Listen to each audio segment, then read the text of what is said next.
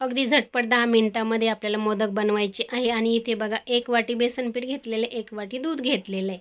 आपल्याला आता हे बॅटर खाली बनवून घ्यायचं आहे. पहिले आता कढईमध्ये आपल्याला पाव वाटी साजूक तूप घालायचं, हे बॅटर घालून घ्यायचं आहे त्याच्यामध्ये. आणि आपल्याला 10 मिनिटं इथे भाजायला लागलेले आहे. अगदी रवाळ होईपर्यंत हे भाजायचं, सुगंध येईपर्यंत. हे बघा, आणि मंद गॅसवरच भाजायचं. आता इथे बघा, तुमच्याकडे काही ड्राय फ्रूट्स असतील तर ते घालू शकता. आता मी पण घातलेले आहे, बघू शकता. आता गॅस बंद करायचा आहे आपल्याला. आणि त्याच्यानंतर इथे आपल्याला याच्यामध्ये घालायची आहे अर्धी वाटी दूध पावडर, मिल्क पावडर.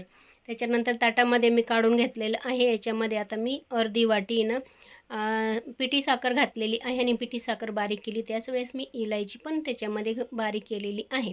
चला, मोदकाचा साचा घेतलेला आहे, त्याला थोडंसं तूप लावून घेतलेलं आहे. त्याच्यामध्ये थोडेसे पिस्त्याचे काप ठेवायचे, आणि आपल्याला असं सारण भरून घ्यायचं ह्या पद्धतीने.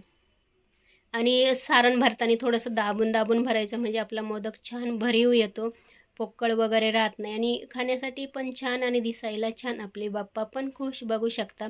खूप सोपे पद्धत आहे की नाही करायला. नक्की तुम्ही ट्राय करून बघा. आपले गणपती बाप्पाचं आगमन होणारच आहे. हे बघा, सुंदर आपले मोदक तयार झालेले आहे. बेसन पिठापासूनच आपण बनवलेले आहे. अजिबात वेळ लागत नाही. 10 मिनिटामध्ये आपले मोदक तयार.